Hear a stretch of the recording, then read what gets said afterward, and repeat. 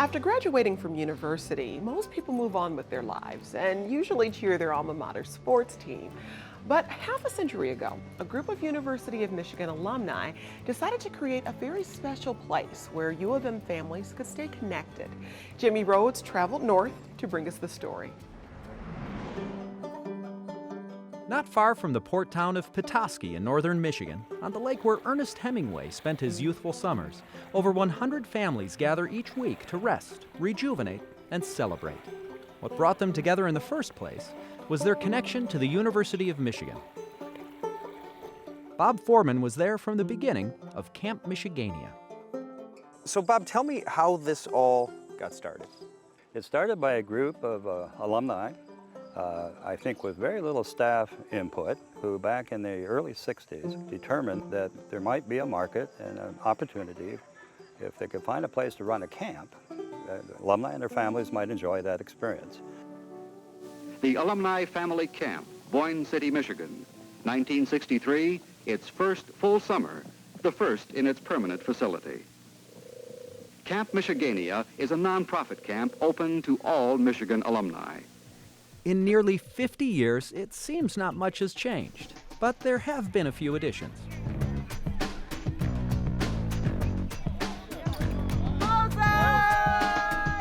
Four nights a week, lectures by faculty members spending a week at the camp.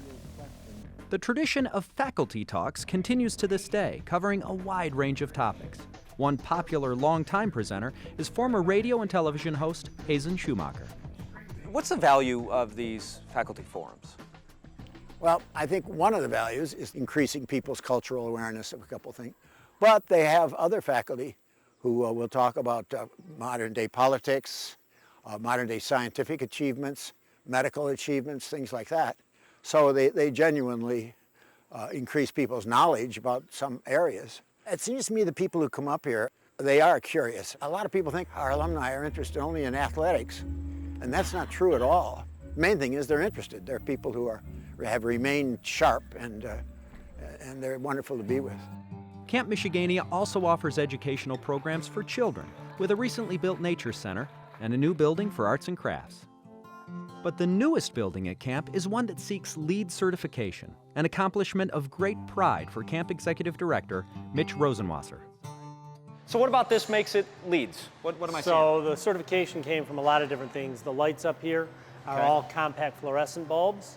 Up in the clear story, there's actually LED bulbs up there as well. And the clear story is there to provide natural lighting. All right, and from all these facing windows? All these windows, even from the other side, the west-facing windows. But the clear story provides kind of a vacuum that will suck the hot air up, push it right out of the building. Only one side's open, and it kind of sucks it right out. I love all this pine. I see a lot of pine around here. Is this from around here? So all materials for this building were procured locally within a 500-mile radius. That's one of the lead points that allows us to get the certification. We are already starting to do a lot more of local food sourcing. Okay. Next year we will do something in terms of a garden. Maybe it's an herb garden next year. Okay. But we eventually want to be growing more and more of our own food.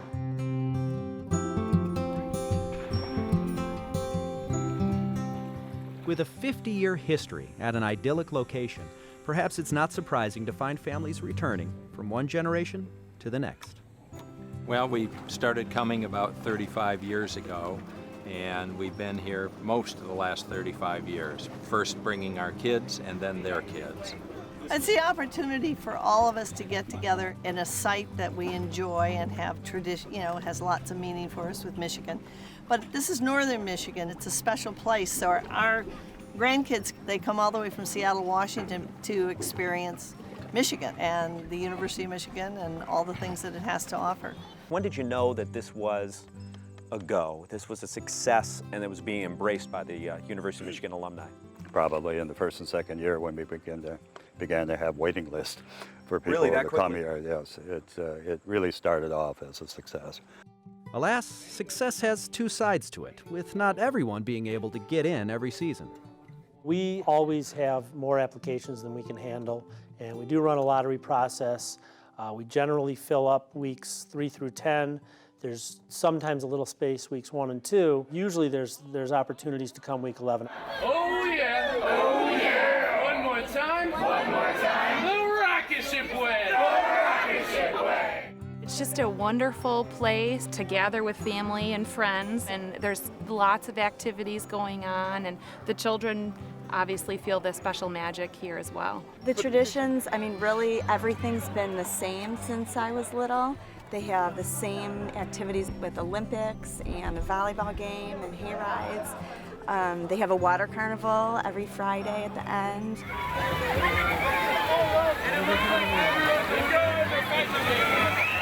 Man down, man down.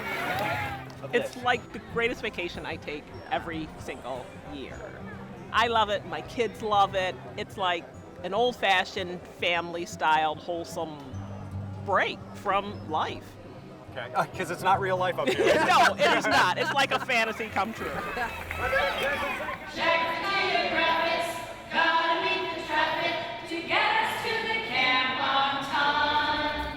The name of this outing is Keg and Coke, and it's a tradition.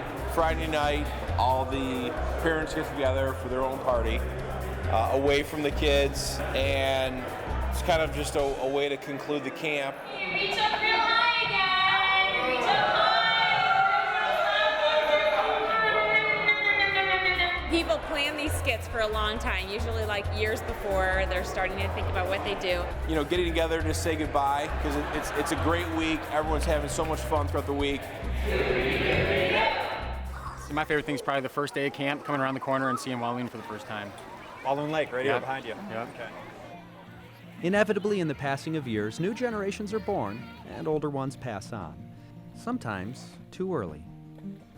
I went over to pay my respects to a fairly young guy that in his early 40s or late 30s that passed away pretty suddenly. And I always get choked up when I tell the story. The 7 and 4-year-old boys, last thing that happened before they closed the casket was they put their Michiganian name tags in there. And that just speaks volumes for how important this place is to people. Singing, hey, Michigania, it sure is fun to play in ya.